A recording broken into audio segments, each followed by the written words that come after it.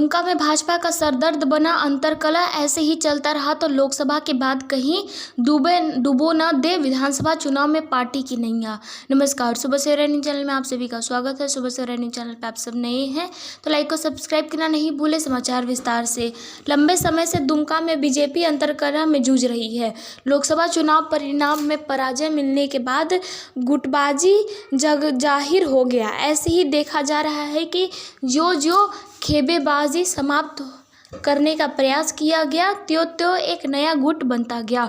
दुमका में गत एक दशक के पार्टी इतिहास को देखें तो यहाँ के कार्यकर्ता पूर्व मंत्री डॉक्टर लुइस मरांडी और पूर्व सांसद सुनील सोरेन के खेमे में बंटे नजर आ रहे थे। इस सबसे बीच तत्कालीन सीएम रघुवर दास के कुछ चहेते कार्यकर्ता थे जो दोनों गुटों को साथ लेकर चलने का प्रयास करते रहे। यह अलग बात है कि रघुवर दास के सीएम से हटने की इन कार्यकर्ताओं को रघुवर गुट कहा जाने लगा। बाबूलाल मरांडी भी समाप्त नहीं करवा पाए बीजेपी का अंतरकलह। वह वर्ष 2019 के विधानसभा चुनाव में बीजेपी के पराजय के साथ ही आया पूर्व सीएम बाबूलाल मरांडी का दौर। बाबूलाल मरांडी की घर वापसी हुई दुमका बाबूलाल की कर्मस्थली रही है। लगा कि अब गुटबाजी समाप्त होगा, लेकिन ऐसा होने के बजाय एक नया गुट बन गया।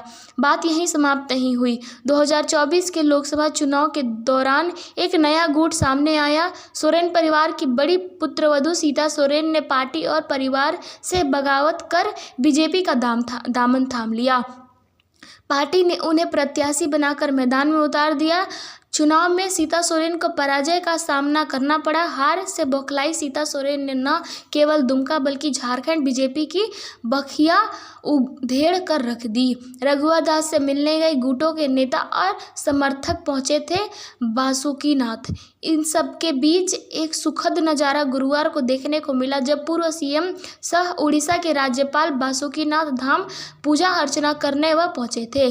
खेमेबाजी से ऊपर उठकर विभिन्न गुटों के नेता और समर्थक रघुवर दास का स्वागत करने जिला मुख्यालय से लगभग 30 किलोमीटर दूर बासुकीनाथ पहुंचे थे। भीड़ में आम लोगों की निगाहें ढूंढ रही थी सीता सोरेन को। भीड़ में पूर्व मंत्री डॉक्टर लुइस मरांडी और सीता सोरेन नजर नहीं आई। हो सकता है कि जिला से बाहर रहने के कारण दोनों नेत्री नहीं पहुंच पाई।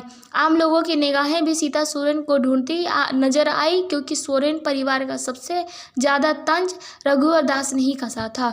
लोग उसी सोरेन परिवार की बड़ी पुत्रवधू द्वारा रघुवर दास का स्वागत करना देखते चाहते थे। उड़ीसा के राज्यपाल बनकर बासुकीनाथ पहुंचे रघुवर दास ने बीजेपी कार्यकर्ताओं को निराश नहीं किया। सभी कार्यकर्ताओं से बारी बारी से मिलकर कुशल पूछते नजर आए।